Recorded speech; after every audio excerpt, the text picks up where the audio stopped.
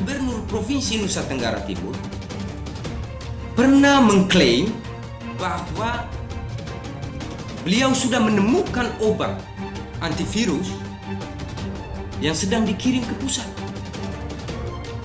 Apakah pernyataan ini juga merupakan hasil rekomendasi dari tim ahli yang sudah dibentuk ini?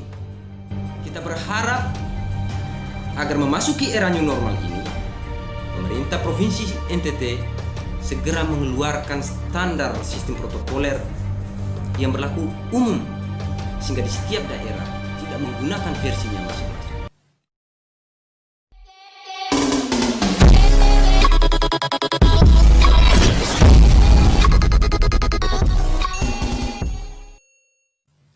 Kali ini saya akan berbicara tentang gonjang-ganjing atau polemik penanganan COVID-19 di NTT. Seperti kita ketahui bersama bahwa pandemi COVID-19 telah melanda daerah kita sejak bulan April saat pertama kali ditemukannya kasus pasien corona. Ini adalah awal bagi masyarakat dan pemerintah NTT bersama-sama melawan pandemi ini, dan pandemi ini sekaligus memberikan pembelajaran penting bagi kita masyarakat NTT.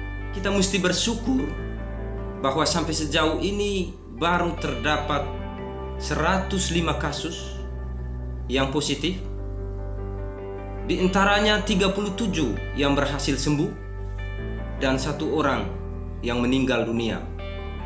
Kita mesti menyampaikan ucapan terima kasih dan apresiasi terhadap para medis yang mengorbankan diri dan keluarga demi nyawa orang banyak. Dalam proses panjang melawan wabah ini, di tengah jalan publik dikejutkan dengan berita adanya pembentukan tim expert oleh Dinas Kesehatan Provinsi Nusa Tenggara Timur yang baru diketahui publik pada awal Juni 2020, sementara tim itu sudah dibentuk dari pertengahan Maret dengan tanpa melibatkan akses informasi publik melalui media. Tim expert yang beranggotakan 19 orang memiliki tugas seperti yang kami lampirkan di layar ini,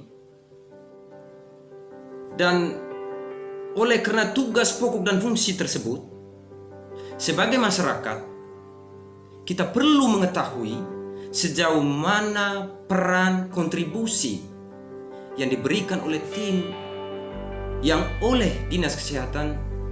Tim ini disebut tim ahli yang mendampingi Dinkes Provinsi Nusa Tenggara Timur pada saat melakukan rapat-rapat terkait dengan penanggulangan COVID-19. Hal yang menggelitik perhatian publik adalah nilai upah yang diperoleh atau yang diberikan sebagai ucapan terima kasih kepada tim ahli, yakni sebesar 900.000 per jam. Kepala Dinas Kesehatan Provinsi NTT juga menegaskan bahwa segala informasi yang disampaikan ke publik selama ini adalah hasil kerja para tim ahli ini. Jadi yang disampaikan ke publik selama ini merupakan hasil rapat dan rekomendasi dari tim ahli ini. Muncul pertanyaan publik, seperti apa hasil rekomendasi yang diberikan oleh tim ahli ini sebagai rujukan bagi pemerintah provinsi, dalam hal ini petugas gugus COVID. Kedua, sudah berapa kali mereka melakukan pertemuan sehingga publik bisa mengetahui seberapa besar upah atau ucapan terima kasih yang mereka dapatkan sebagai bentuk transparansi publik. Dan yang terakhir, sejak mereka dibentuk sampai dengan saat ini yang sebentar lagi masuk ke era new normal, kebijakan-kebijakan apa saja yang dikeluarkan oleh gugus tugas, termasuk pemerintah Provinsi NTT, sebagai gambaran kontribusi atau buah pikiran yang dihasilkan oleh para tim ahli ini dengan upah yang begitu besar. Faktanya, selama ini kita ketahui bersama bahwa sistem protokoler yang ditetapkan di Provinsi Nusa Tenggara Timur itu merujuk pada sistem protokoler yang ditetapkan dari pusat. Kita mengikuti sistem protokoler secara sentralistik. Kalau misalnya tim ini menghasilkan sebuah pikiran atau menghasilkan rekomendasi-rekomendasi tertentu, semestinya kita sebagai publik mengetahui kebijakan apa saja itu. Jika kita masih ingat, awal bulan Maret masuk ke bulan April itu ramai di media sosial yang memperbincangkan bagaimana kalau misalnya pemerintah tutup akses masuk bandara dan pelabuhan kecuali logistik. Ramai juga diperbincangkan tentang usulan masyarakat agar Pemprov membangun sebuah rumah karantina sementara jika bandara dan pelabuhan tidak ditutup, agar rumah karantina sementara itu bisa digunakan oleh para pendatang selama 14 atau 27 hari sampai mereka benar-benar dinyatakan bebas dari virus corona ini, baru mereka bisa dipulangkan ke lingkungan tempat tinggalnya. Tetapi kita tetap merujuk pada sistem protokoler dan kebijakan dari pemerintah pusat. Artinya bahwa sistem protokoler yang kita jalani selama ini tidak ada pembeda yang menunjukkan kehadiran tim ahli ini memberikan kontribusi sehingga kita memiliki sebuah sistem yang berbeda dari tempat-tempat lain. Toh nyatanya seluruh kebijakan yang diambil oleh pemerintah provinsi terkait dengan penanggulangan corona tetap berpedoman pada aturan dari pemerintah pusat. Terlepas dari itu semua, ada beberapa fakta yang terjadi selama pertengahan Maret sampai dengan saat ini. Pada saat tim ini dibentuk sampai dengan saat ini, ada beberapa pernyataan yang cukup kontroversial bagi masyarakat.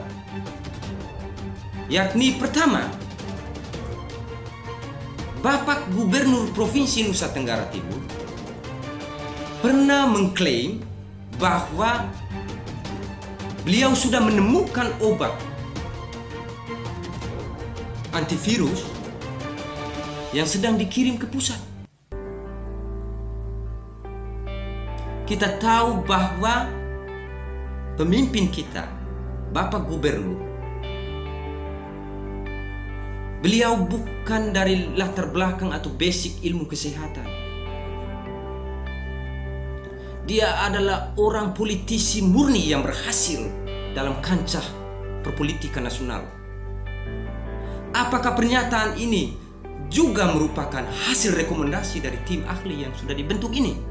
Fakta kedua, misalnya, ada pernyataan dari Wakil Gubernur yang menyatakan bahwa sekarang NTT tidak perlu lagi rapid test.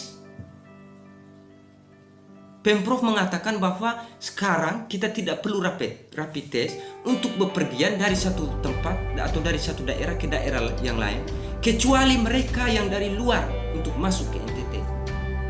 Apakah ini juga merupakan hasil rekomendasi dari tim ahli ini?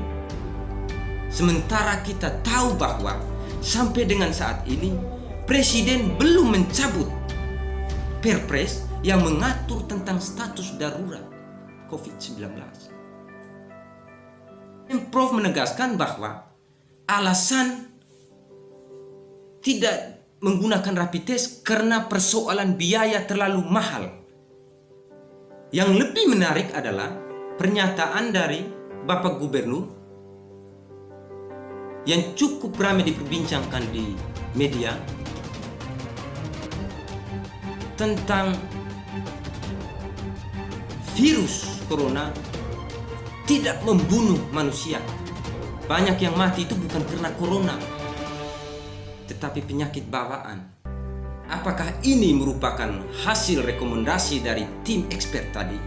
Kepala Dinas Kesehatan mengatakan bahwa semua yang disampaikan ke publik adalah hasil dari rapat bersama tim ahli ini.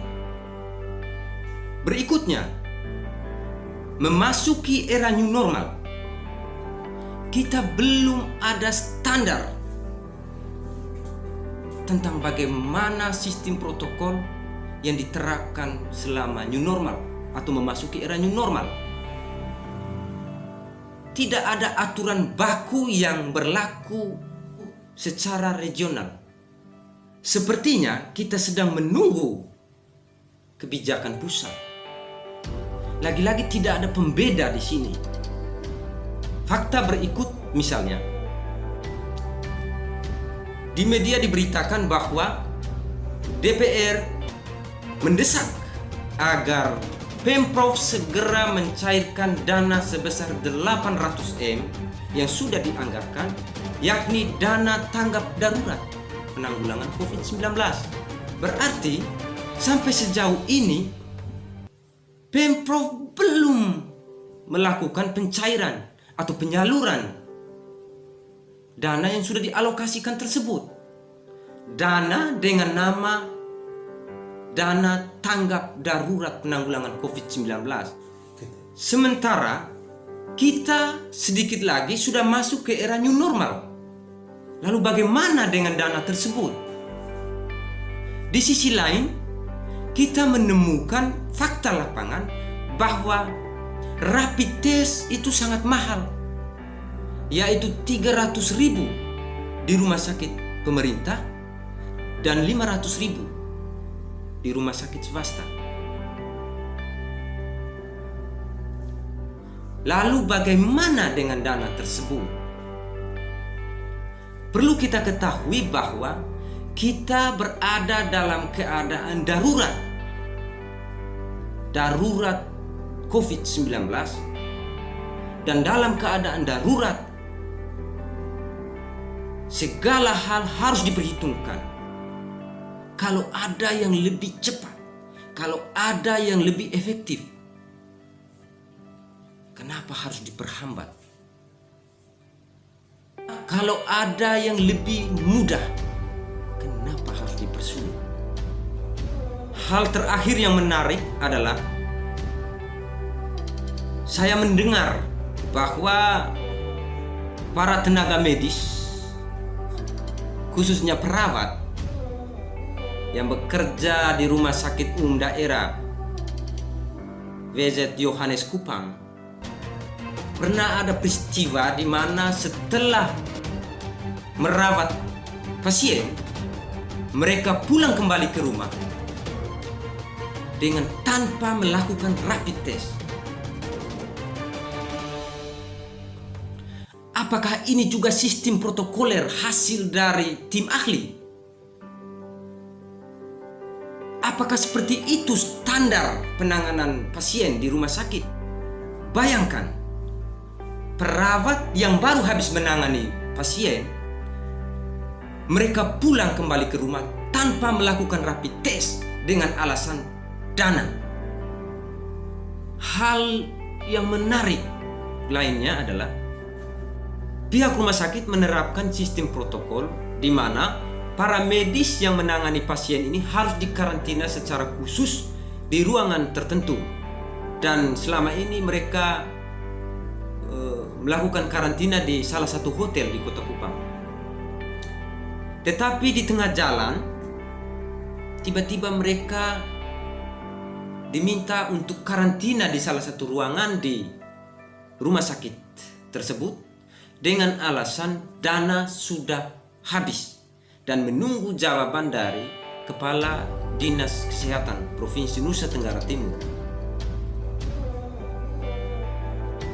Lagi-lagi masalah dana, sementara kita tahu bahwa alokasi dana untuk penanggulangan COVID sangat fantastis.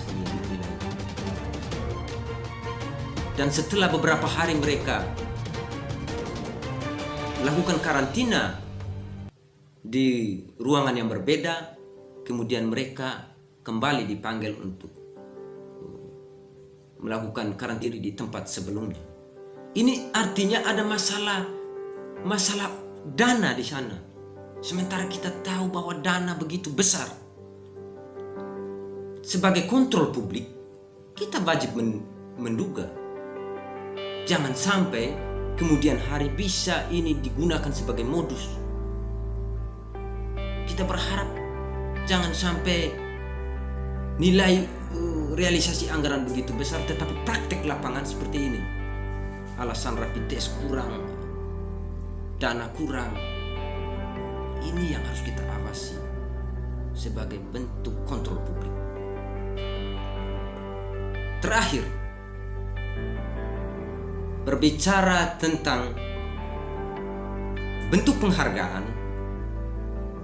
dan perlindungan bagi para tim medis.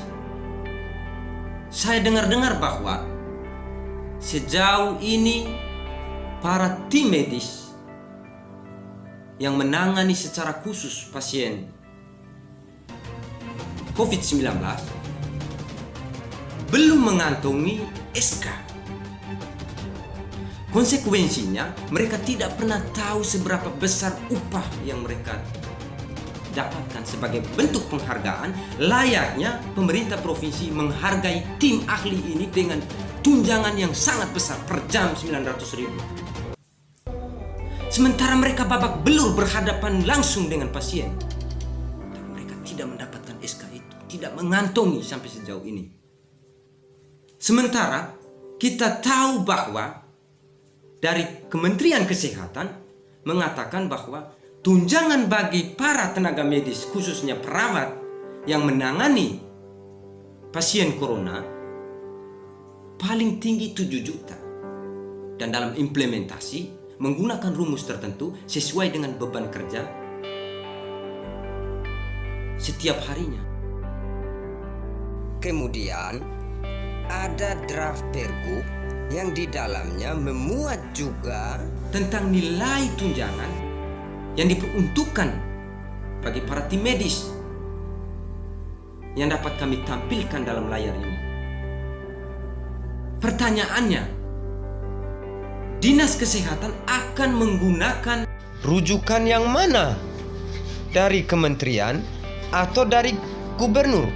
Mereka harus diperjelas karena mereka adalah garda terdepan, ujung tombak sekaligus benteng terakhir.